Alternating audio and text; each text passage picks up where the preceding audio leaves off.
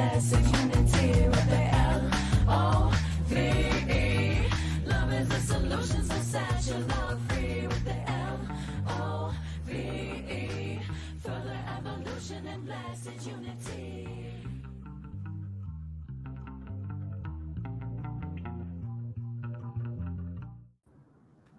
Good morning, self-lovers. Welcome back to the Self-Love Show. I'm your co-host, Dawn Light, and my beautiful sister, Trish Wright, is with me too. We are so blessed and fortunate to give this show weekly, and it's our devotion to you to show up with the energy of self-love and deep spiritual messages to speak to the heart of what you might need in service to your curriculum. And who doesn't want to exponentially amplify love in our life, in our relationships, strengthen them, deepen them, get to know ourself at the core of our essence and being, the I am presence, the God within, whatever you want to relate to it as, source.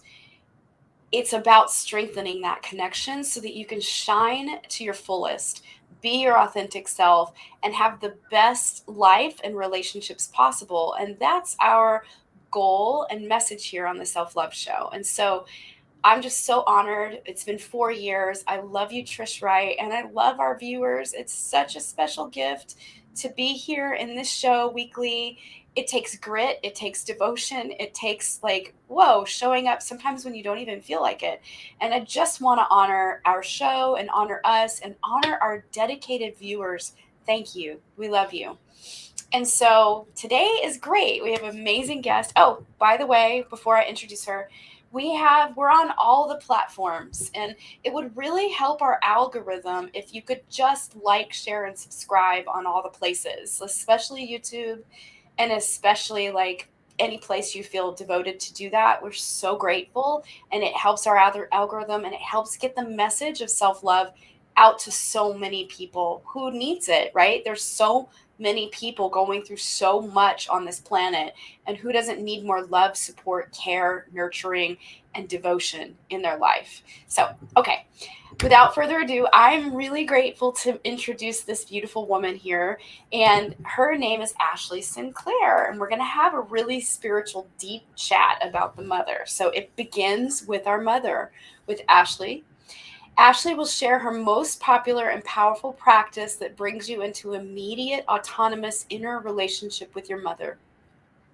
And this process can be used in any relationship. Ashleigh Sinclaire is a relationship mentor, irreverent, provocateur, and transformational storyteller. Love that. She inspires audiences with the Mother Monologues, a love story, her one-woman show written and created as a result of her mother living with her the last 4 years of her life. She calls this time excruciating to extraordinary. Through the extraordinary healing that she and her mother experienced, the Mother Code was birthed, a mentoring program distilled from 30 years of training, practices, and experiences in emotional alchemy, energy medicine, ancient wisdom, nature, and the divine feminine. The Mother Code is a deep, fun, efficient, and experiential journey using the mother relationship as a lens to inquire, heal, and actualize. Ashleigh clients are primarily women whose hearts are curious, courageous, and expanding, and who are on their path to personal sovereignty. Her clients become invincible, creative, loving women who share their gifts with clarity, strength, and unconditional love. She believes this work is essential and relevant in anchoring the divine feminine gifts in ourselves, our daughters, partners, sons, and grandmothers. Oh my gosh, so special. Thank you, Ashleigh, for bringing this forward. Oh, you're welcome. Thank you, ladies, for having me. Woo! Well, we all have mothers. We right? all have mothers. We all have mothers. And whether we know our mothers or if we got to meet them or if we got to be raised by them, we all have mothers. Yeah. You know, some of us want to be mothers. And some of us are mothers, right? And some of us are mothers of mothers and mothers of mothers of mothers. And I think that I love the title, like the title that you chose, that it begins with our mother. And I'm curious more about what mother means to you.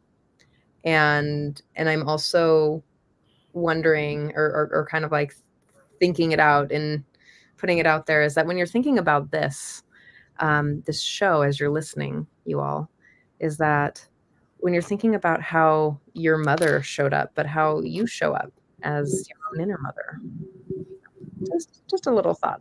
So I'm curious, tell me about what mother to you. Yeah, great question. Love the question.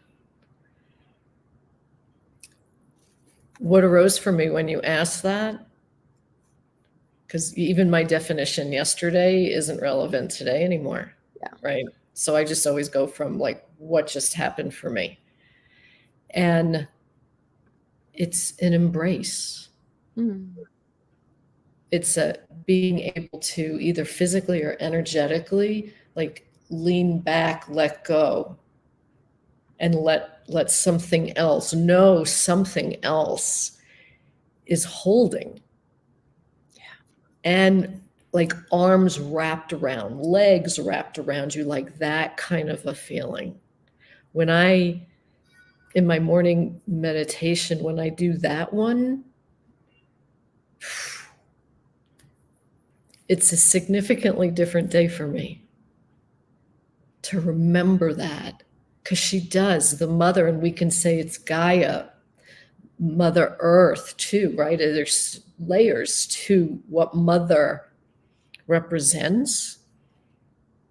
And there is a continuous, constant holding, embracing. But we often forget that and feel like, oh, it's all on me. I've got to do this. I lived most of my life that way because of certain circumstances that happened in my early childhood, right? And now it's so much easier. It's so much easier to remember, oh, something else has got me.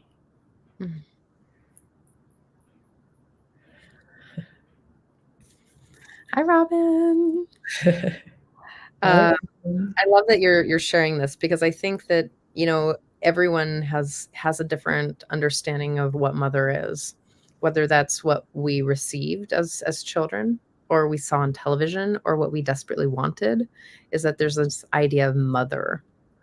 I was in, it's kind of like an open floor workshop that I'm doing consistently for like weeks. And so yesterday, I was sharing about how I'm holding these clients that I have, and I'm like, and she really wanted to check me if I was wanting to fix them. And I was like, no, I just feel like I just want to wrap them up in big cotton wool and hold them so that they can explore and figure out what's right for them.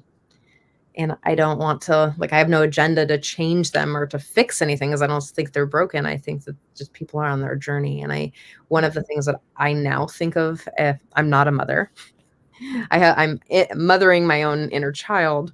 And in some ways I hold a motherly energy in some places.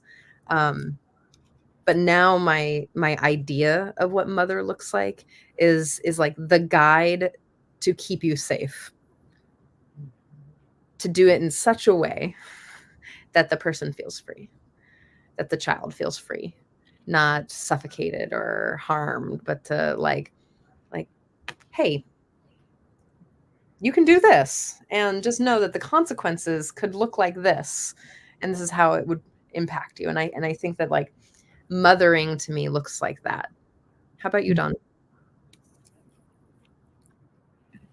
Thanks for inviting me into the conversation in this way. Gosh, there's so much here, you know, like being a mother, being mothered, and mothering ourselves, right? There's so many places, like it just ripples out. And I am a mother, and I'm having to like be a little bit of more of a stern mother right now than I ever have, because I have like this 13-year-old, and you know, it's not the sweet like 7-year-old little boy anymore. He's pushing the boundaries, you know, and being very testy, and like he's just showing up in that way right now, and that's okay. I have to accept it, and I have to, you know, my husband and I, like the other day, we got in bed and like snuggled, and we just looked at each other, and he was like, he needs parents right now. He doesn't need a friend. He needs parents. And we both like had that conversation and agreed with each other. And like, and I'm just so grateful that I get to have a husband by my side to like, you know, bounce it off and share in this really, you know, we're parenting this human into the world, and we're doing it the best we know how. And yet, like, I know I'm mothering him from a really beautiful place. And I, you know, like the other day, he was having a really hard time, and regardless of being grounded, right? Because he got grounded. And then I went in there just to talk to him and was like, hey, I'm still here for you. And I care about your feelings. I care about how you feel, you know, and that's the difference that I didn't get when I was a child. I didn't get that. Like, I just got, you know, when it was harsh, but then my mom would find her way to like come back, bring back the love a little bit later, but not right in the moment, you know? And yeah, being a mother is such a special journey. It's like, it's heartwarming. It's everything. It's everything you could possibly, it's like your heart being ripped wide open. And actually, I say it often, like when you have a child, it's like your heart is on the outside of your body. It's in their body now. And you truly feel for them the way you feel for yourself, your spouse, it's so close and it's so sweet. You know what arises for me as you're talking, because I'm not a mother either, although for those astrology lovers in the room, my Cancer and moon is in, my rising and my moon is in Cancer. So there's a lot of mother energy that just comes through me. And when people ask me, do I have a child? I say, no, everybody's my child. Like I mother anybody. It just kind of oozes out of me sometimes. And however, I had one of my nephews in my care for several very tender years of his life, difficult years of his life. And I recognized, no, I'm not his mother. However, I was a mother figure. And what I wanted him to know was he was loved. And that, like you were saying, Dawn, I'm a safe place. And I wanted him to know he could always come and talk to me. And I saw myself as a guide. I even see parents as their guides for their children, because I'm around some young children now. And I recognize they have an intelligence and they teach me things. So it's not like I'm the elder and I know better, right? It's a reciprocity of love and care and sharing our brilliance with each other.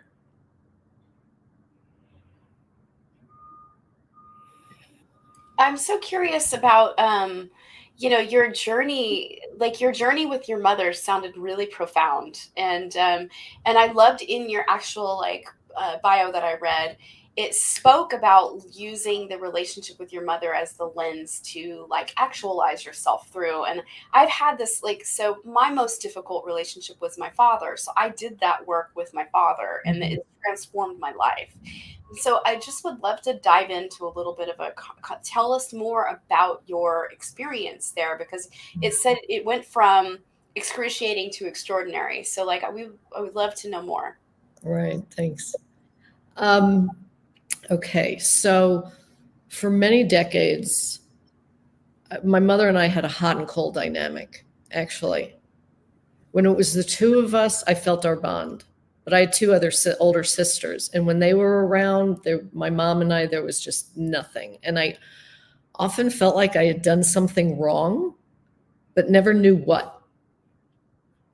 So we just missed our love and care for decades. And when I was 42 years old, I did a Byron Katie workshop, the inquiry process. And I started with my mother's story, and I dropped the story. And she and I had one of the most intimate moments we ever had with each other, where we just looked at each other and she said to me, I love you, with this deep penetrating gaze. And because I had done a lot of my healing, I was able to respond with, I love you. Like I could receive it.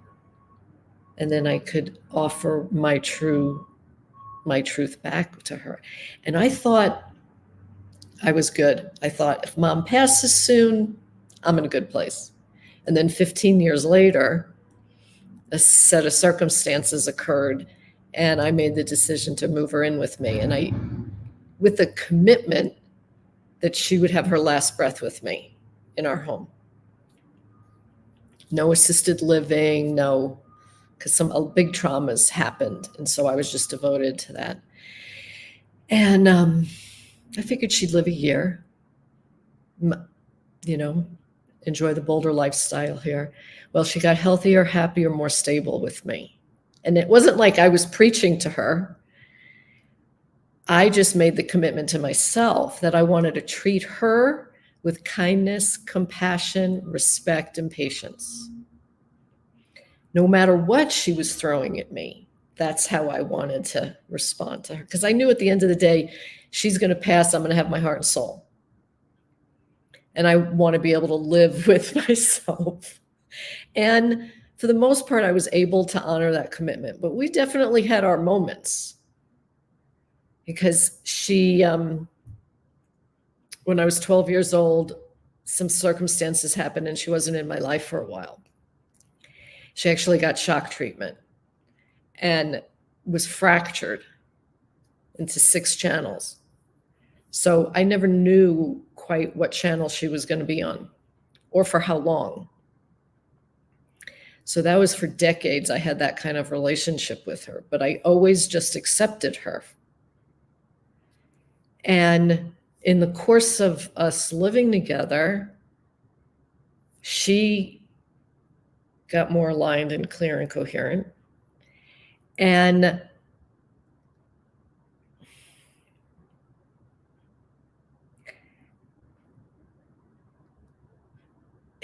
where do I go?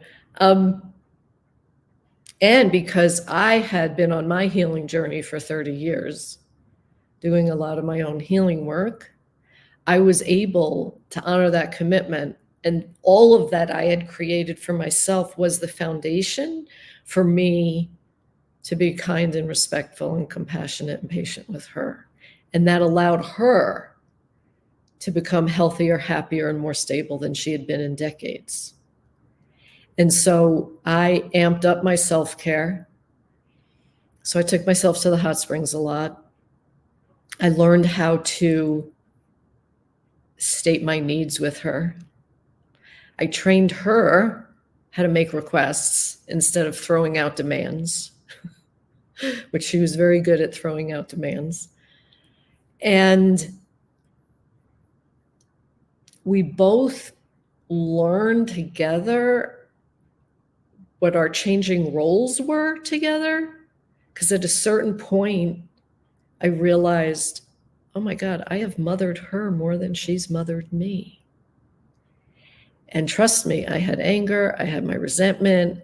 I know how to be with that and digest that.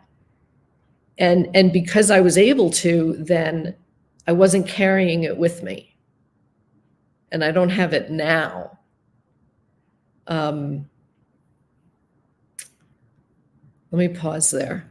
I was perfect. I was gonna say I find that working with other, because I help unravel the core wounding and family dynamics, and even though it's like my trauma, my main relationship was with my father, I've helped many women untangle from the mother wound and myself, and I find that that's a core piece. What you're speaking about, and where a lot of times the child will feel like they're the mother to the mother, and there's a lot of deep undercurrent of resentment, frustration. Like, I'm supposed to be the child. Why am I the mother in this situation? And like that's showed up a lot with handfuls of clients over the years, and it's really powerful to help someone untangle from that grasp of like frustration and anger and the Yeah. things that show up, and really meet it with love and learn to reparent the one that feels like they didn't get the love, they didn't get the,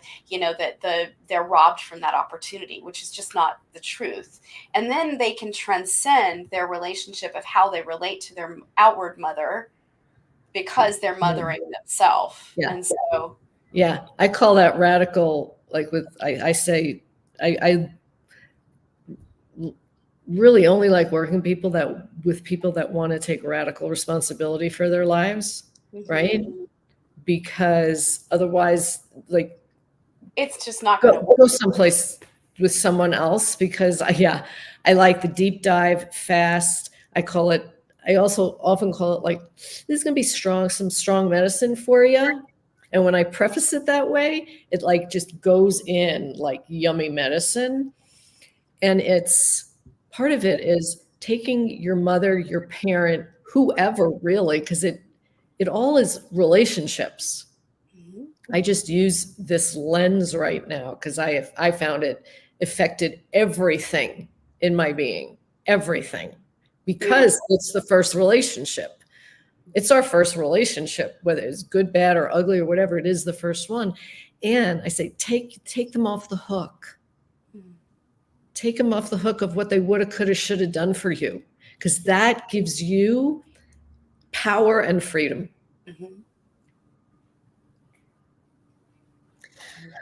I love that. Yeah, the powerful responsibility, because it's so easy to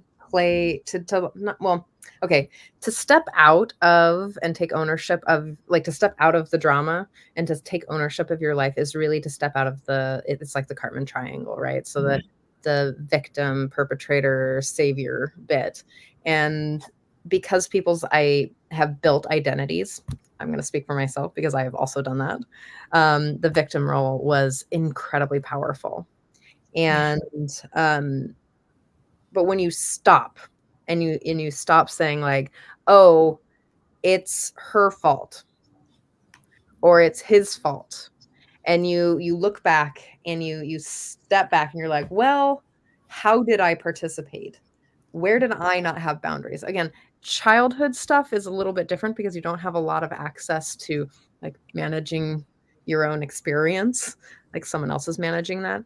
But when we start to, I mean, that's the adult work, right? This is the adult work in relationships, is that when we start recycling and seeing the patterns, like recycling the patterns from childhood and start seeing how it keeps showing up, then you really got to like, whoa, how am I participating in this? One of my clients currently is working with some motherly stuff, and it's like, oh man, I keep showing up in this way because I'm desperate to be loved and held by my mother.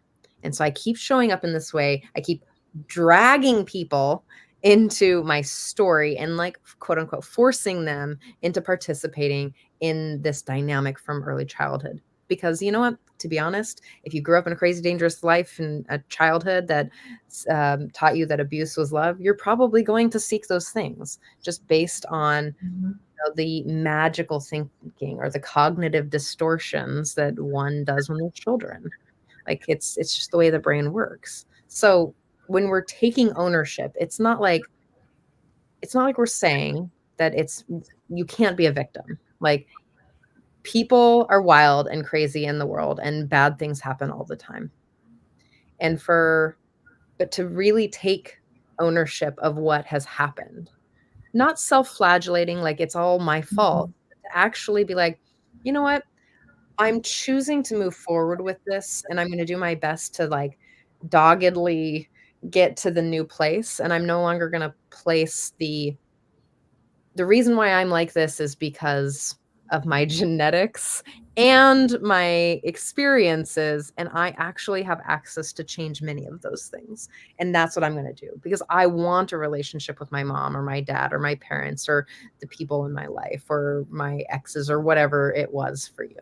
So I love that you brought in just taking radical ownership, because it really is like in therapy when you're like, I mean, feel the traumas, relive those, really get down to it, have your like expressions of anger and frustrations and like emotional release, and let yourself feel those things. Give yourself compassion and remother yourself, and then you get to choose. So I think it's incredibly powerful that you brought Yeah. that.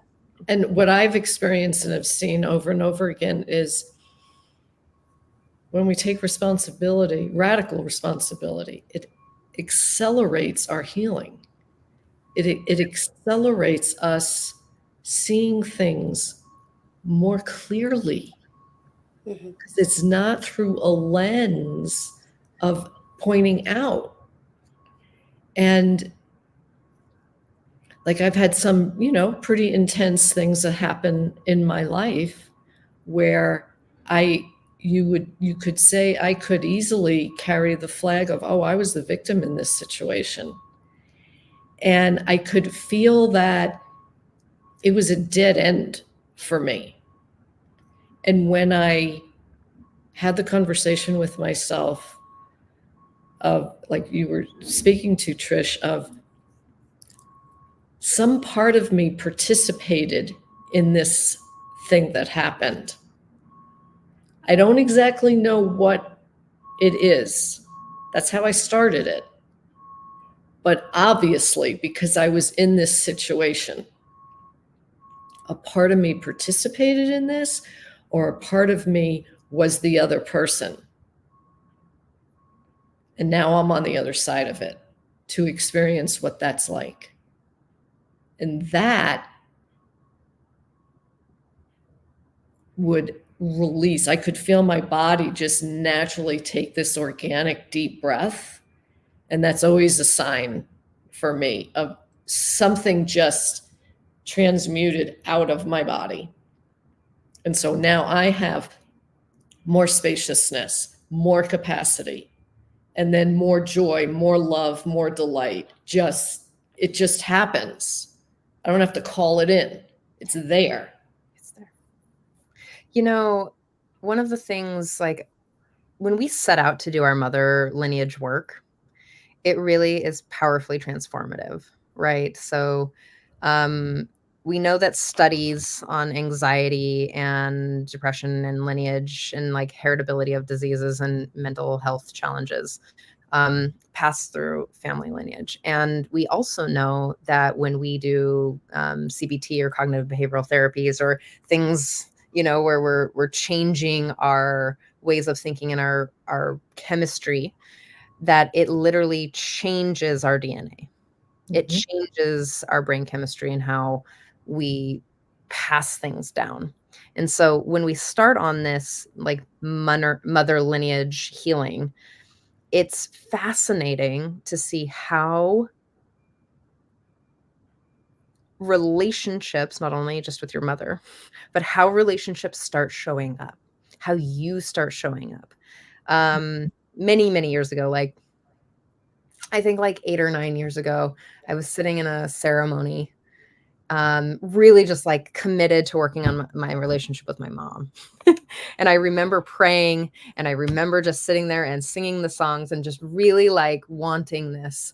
And it was fascinating what had happened, because we were having some really big conflict around her wanting me to show up in a way that I just couldn't show up for her.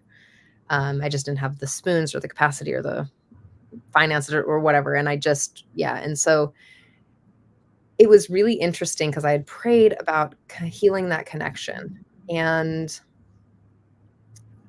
it was maybe 2 weeks after that she had called me up and was like, "Oh, I'm having the same issue with my mom." And it was really fascinating because the way that it shifted for us was just like a deepening. And I'm not saying that you're not going to have challenges with your mom if you're doing your mom work. You're going to have the challenges, and then it's the choosing how you show up. It's going through it's like, having a coach like Ashleigh or Dawn that takes you through. Like I know some of some Dawn's work where she'll take you through the developmental stages of your spiritual growth and your. Why don't you talk about it? I'm not gonna speak to your work. Thanks.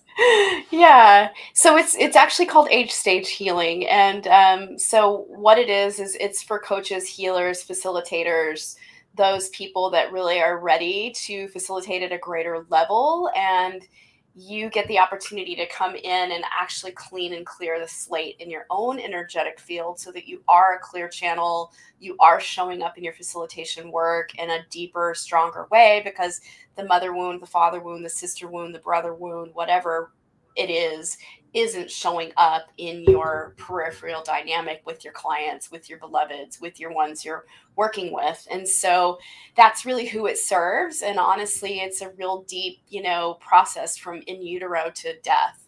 We explore every stage of your experience in even areas you haven't experienced yet, because we're not at the death stage yet, but we get to re-embrace and really reassess, like, what our relationship with our grandparents is like. What did we witness? What was traumatic about their experience? And so we just have this greater lens of perception around our experience altogether, and we get to bring compassion, love, and understanding to the places inside that hurt through our experience from in utero, young, pre-verbal, and most of our conditioning happens pre-verbal up to 7 years, and that's where the patterns are set. And then we're not even cognitive, and our unconscious is the thing that chooses our curriculum, our thoughts, our imprints take place then. And then we kind of take our adult years to cycle back through those really core imprints. And so this is what I'm speaking of, is a real good opportunity to kind of get in there and literally clean the slate so that you just are showing up completely different in all areas of your life. Thanks for giving me an opportunity to talk about that. Thank you. And Trish, I wanted to piggyback on something you're saying, because there's going to be, not just with our mothers, just in any relationship where there starts to be triggers or conflict. I always see those. I get excited when that happens, because I'm like, oh, this is a great opportunity to then ask, and it's just the $1 million question. When I start feeling something, it's, when have I felt like this before? And then it arises, and there's your work. So it's free therapy. I call triggers free therapy. And something for me that I noticed, and it wasn't until after my mom passed, and I was just in grieving, and then just a lot of contemplation time. And I realized, and it was like the joke was on me in a way, that my commitment of the kindness, compassion, respect, and patience, giving that, I wanted to show that to my mother. It actually ended up being the elixir for me as well. Because as a result of the healing that I wasn't always doing directly with her, I was doing my work, she was doing her work. She shut her TV off that had been on for decades, 24/7, and started reading books and listening to classical music again and contemplating her life, which she was not doing that prior. Okay. So just immense healing, like I was witnessing our nervous systems co-regulating individually and together. Okay. And as some of the results that happened for me after the fact, or probably during it, but I just could only really notice it after the fact, was I was kinder to myself. I was more compassionate with myself. I was showing myself more respect. I was softer, gentler. Because I healed layers and layers of shame that I didn't even know I was carrying. And a lot of it was instigated in our dynamic. Layers of shame that transformed into vulnerability. Now I'm vulnerable and I don't even recognize it. People will say, oh, that was so vulnerable. I'm like, oh, what?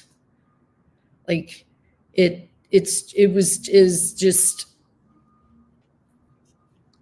I don't know, that the way I was choosing, and it's beautiful, the way I was choosing to be with her came back at me.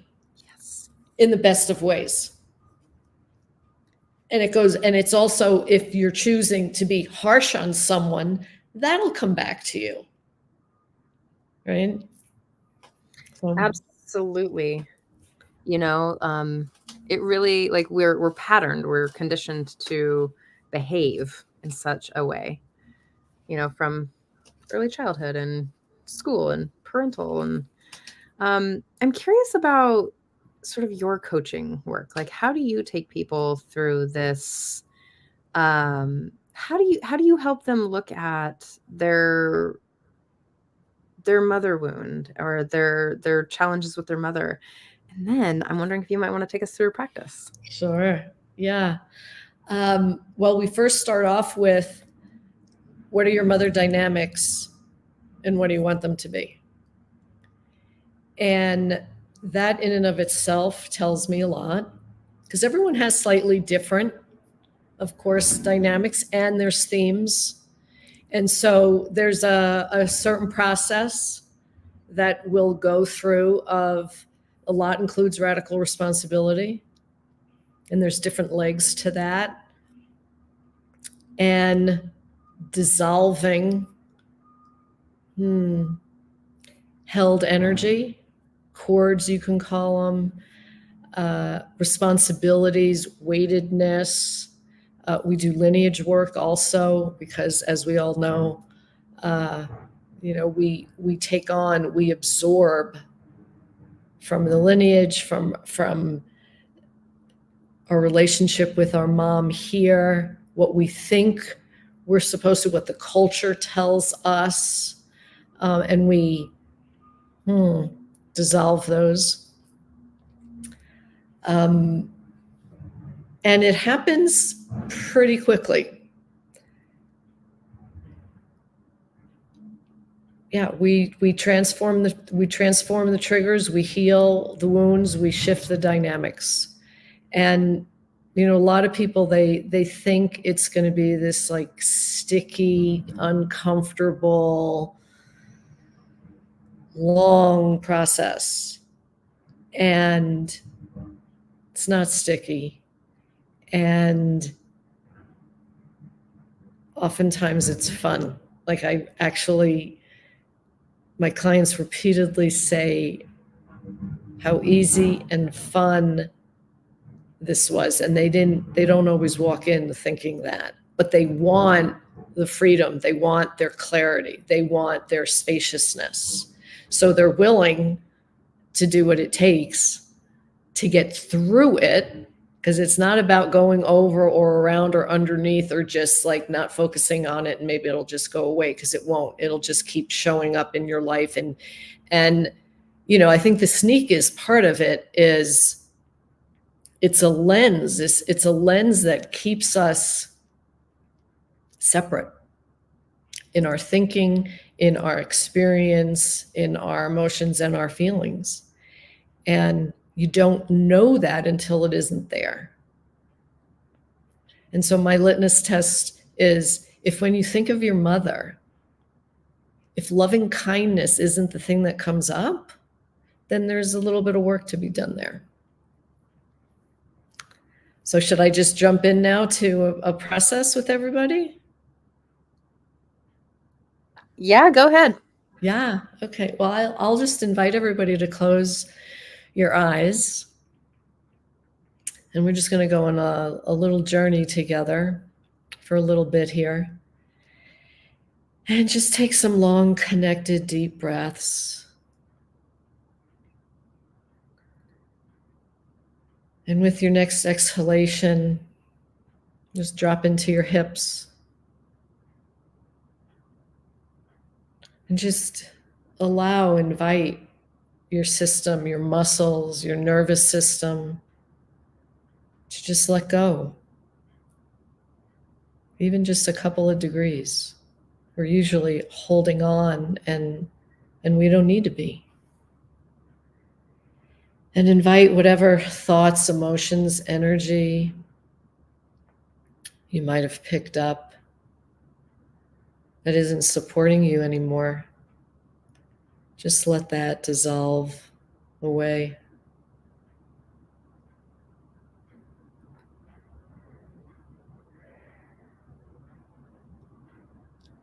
And imagine a cord from your tailbone reaching down and connecting in with the core of Mother Earth.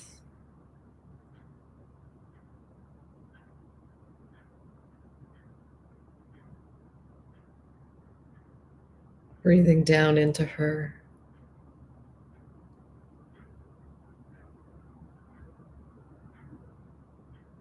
And on your inhale, breathing up your spine and a cord coming out of the crown of your head, connecting with infinite love, infinite intelligence. And just breathe a couple of breaths up and down this cord.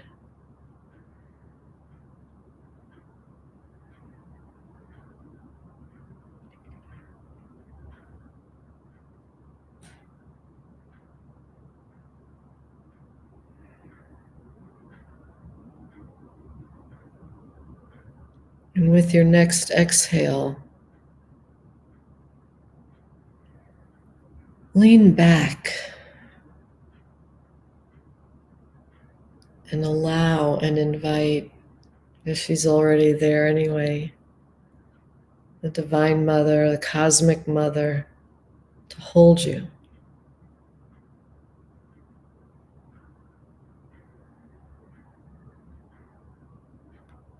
Feel her embrace as much as you can.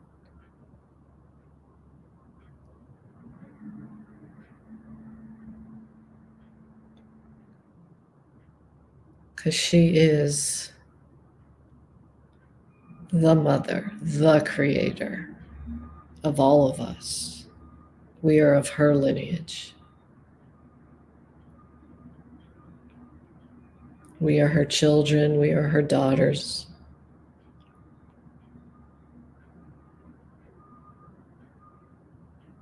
And she waits for us.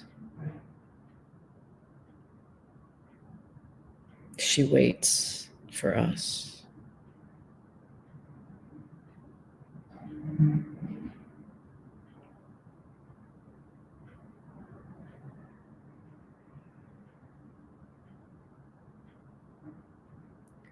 And in this embrace,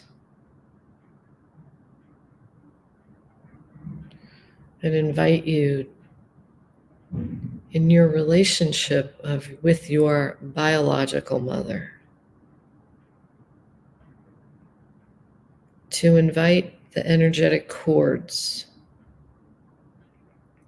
between you and whatever they may constitute.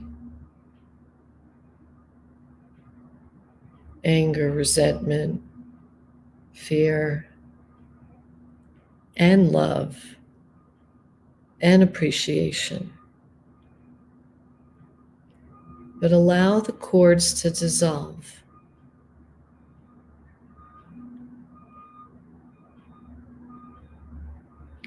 Allowing you both to be your independent, autonomous, sovereign women.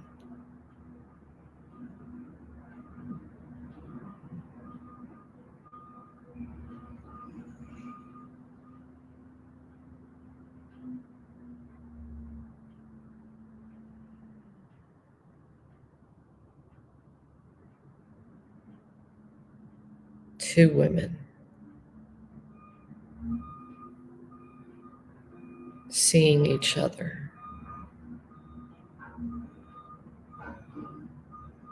On a path, one is just in front of the other one by time.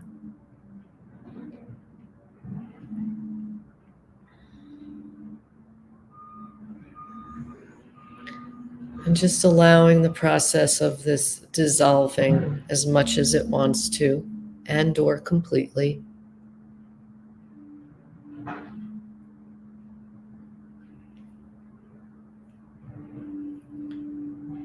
Showing your gratitude in whatever way that might look. a smile, a gesture, a bow to her.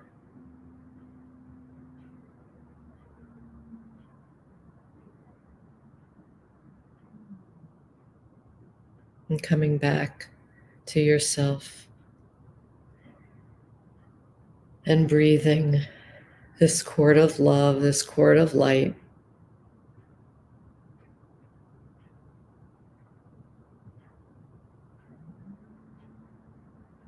Allowing this integration.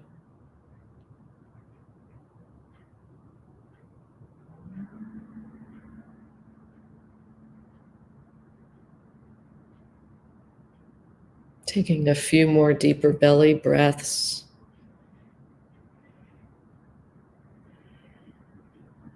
And gently and slowly opening your eyes, initially looking down, orienting.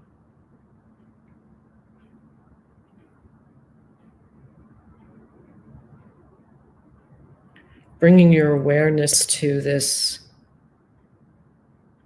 new place of being, to then interact with the ones you love, clients, colleagues, the world.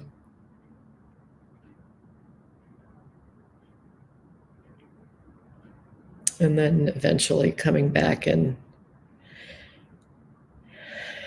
looking at the screen or whatever else you're doing.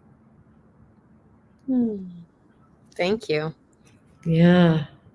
I feel so connected to my mom. And very mellow. I really like the tone of your voice. I feel like my particles are Oh, a little bit of feedback. I just feel like really held, like the energy of being held. It's like your voice. Trish is right about your voice. It's like very gentle, very loving, very soothing, just like the soothing, mothering energy. It's beautiful. Thank you. And I also celebrate the work you do in your work in this beautiful place with women. I mean, gosh, it's a game changer when you really address the core relationship in this way. It changes everything in your life. It really does. Like I can say that from I've been doing mother work. The mother work came after the father work. I had to go straight like the core issue for me, and it changed my life. I was Yeah. able to finally heal things that I honestly got to a place where I thought I would die with it because it just was so difficult, so hard. So, no matter how much I tried through my life, all the modalities, all the healing, like it was a tough one. Yeah. Uh, but I cracked the code on it through unconditional love and compassion and the tools I've learned, and I now share with my clients. It really helps you transcend the most difficult relationship you've ever had in your life. You take that person, whoever it is, mom, dad, brother, whatever. It doesn't, it doesn't even have to be your core unit. It could be an aunt or an uncle even, but or whoever it is. But the most important thing is you get to address all the parts of you that you've pushed way, way, way, way out into the crevices of the universe. Like, no, that's not me. I'm not willing to look at it. Right. And there was parts of that going on for me. Like I couldn't relate to my father because it felt like how could that perspective, how could his way of being be me? And once I sat with that and really sat in relationship with it and really, really started having deep empathy, compassion, understanding for the way he was raised and what he went through and why he was showing up that way, why he treated me that way, why he had no capacity and no emotional reserves to even have empathy or compassion because he was just running on fear, running on, old stories, old paradigms. He had no relational skills, literally. And that's just because he didn't know how. He was never taught how. And I wish that we would have had a little longer on the planet together, because by the time I ended my journey in graduate school, he was on his way out.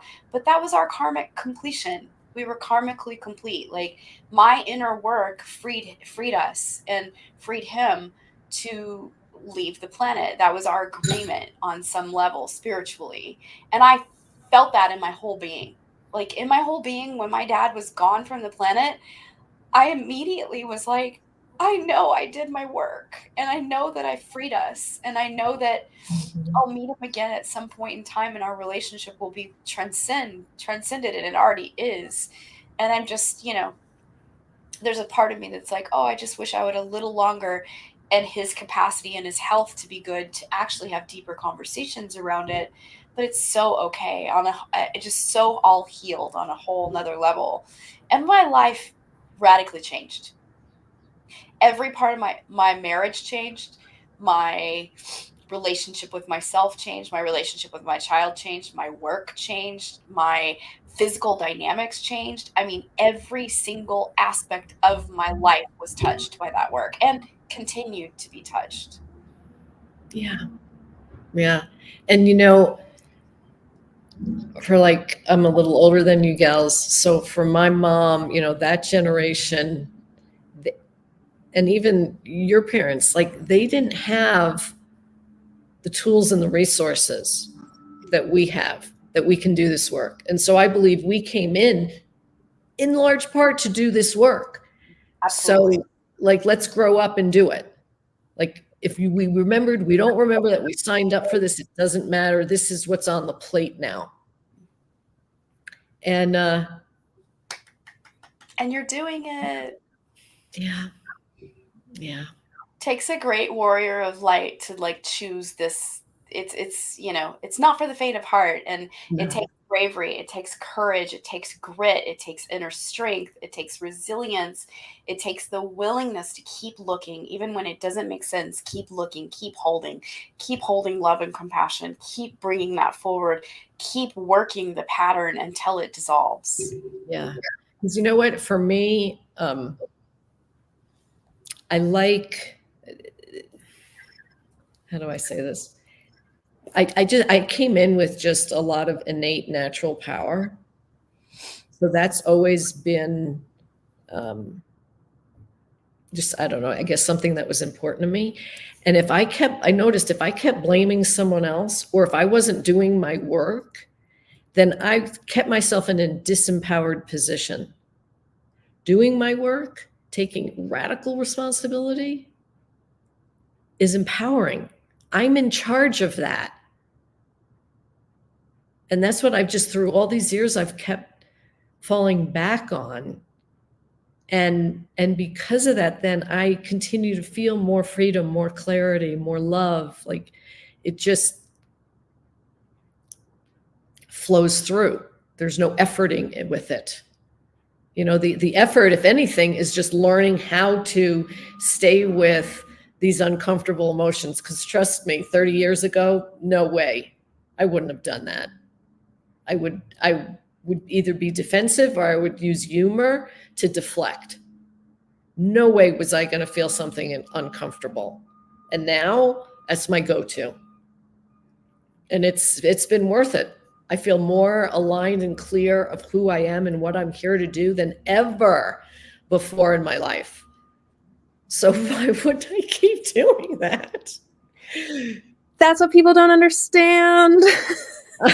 If I sing it, maybe you'll get it. That's what you got to understand, that if you actually feel the uncomfortable feelings, that you're going to feel better sooner. Yeah. Always. That's really what people don't understand is that there's all these like taglines for it. It's like what you God, I'll think about them. But it's like what you feel, you can go, like what you go through, you can, well, whatever. Maybe you've heard them, maybe they're coming to your brain just by my but it's if The only way through is through. Yeah. And it's true. It's like, if we're taught not to sit with our uncomfortable feelings. We're taught that there are feelings that are positive and negative, and you're only supposed to feel these one feelings. And if you don't feel these quote unquote positive feelings, then there's something wrong with you. We have all these like pathologizations, and we have like diagnostic criteria if you have sad feelings for some amount of time or whatever. Right. And I'm like, Well, you know what it is, if I may jump in, they weren't aware of what they were doing. However, when we would have our uncomfortable feelings, which we're going to have when we're little kids, right? We just ride the whole landscape of emotions, right? But our parents couldn't deal with our emotions. So they stopped us from having those. So it trained us, oh, I'm not supposed to have those. I'm not supposed to go there.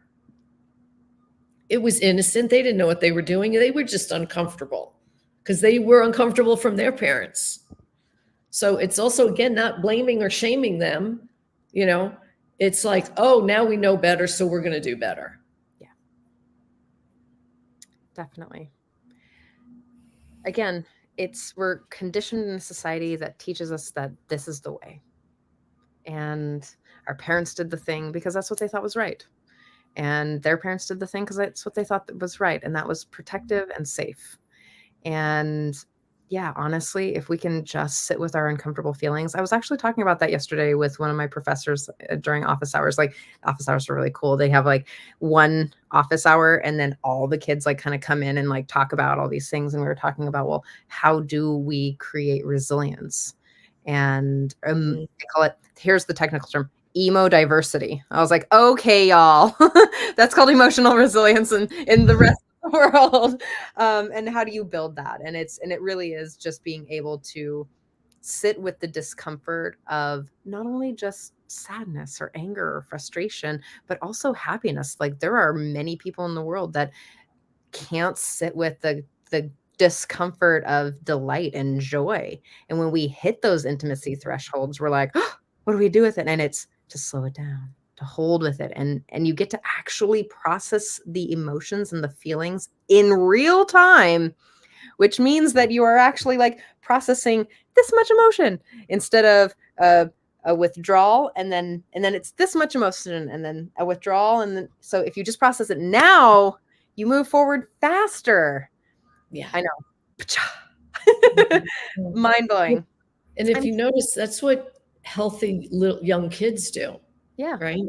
They feel, water off water off a duck's back.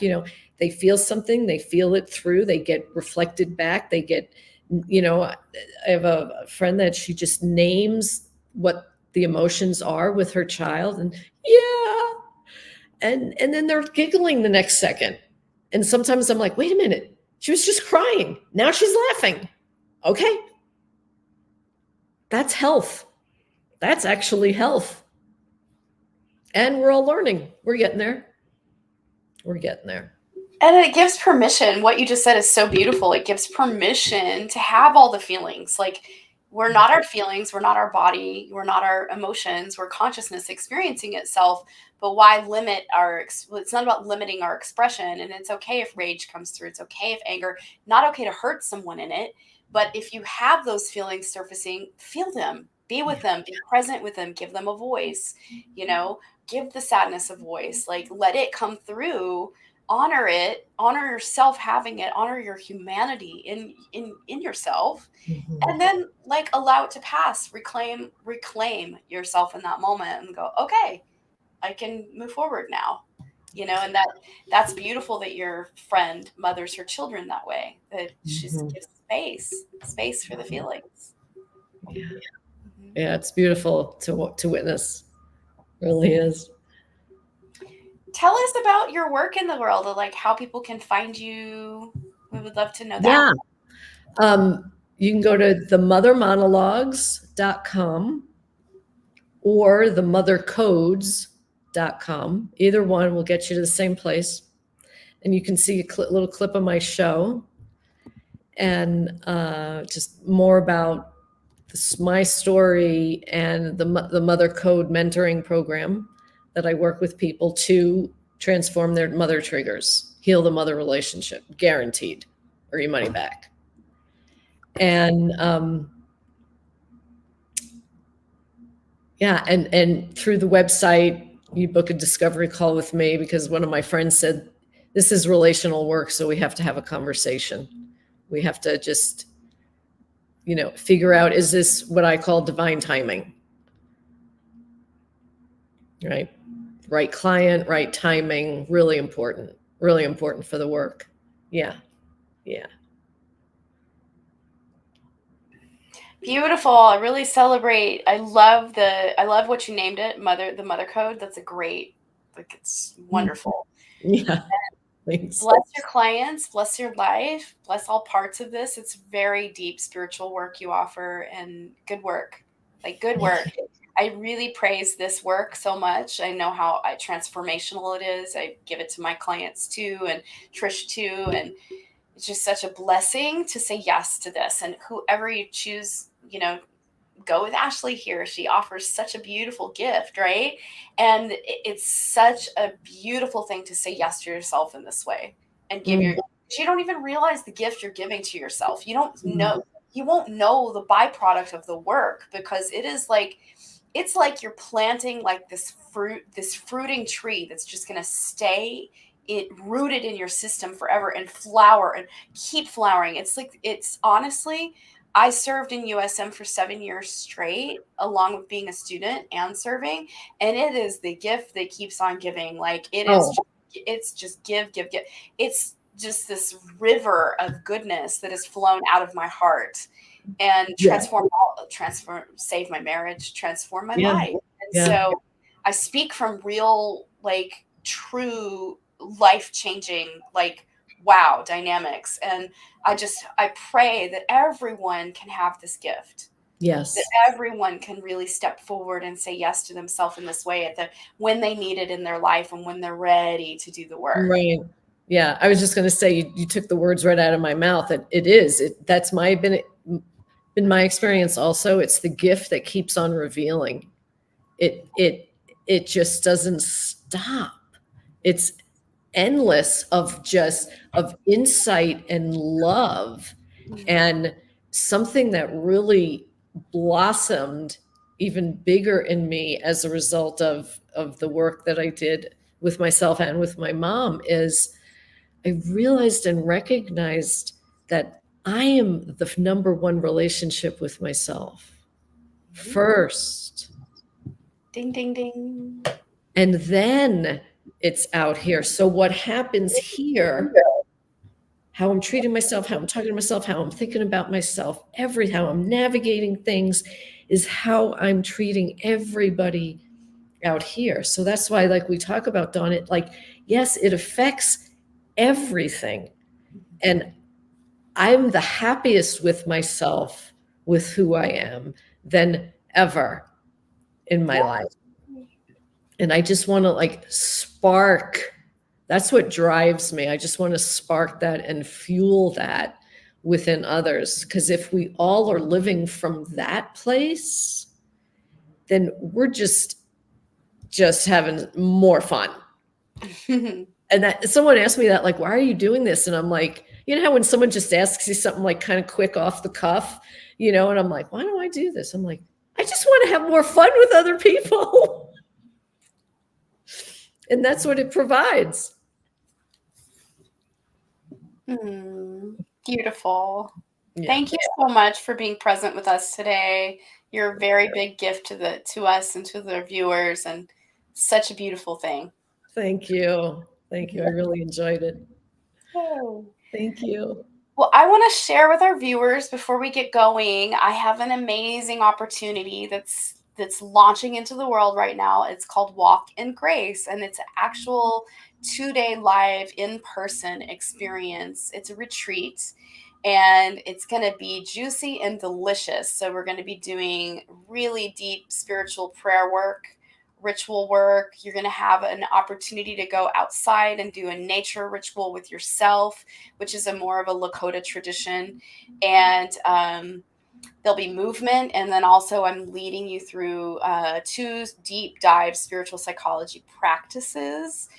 And it's basically my life's work rolled into a mini retreat. And so I made it really affordable for those that want this work, and I only have 10 spots available.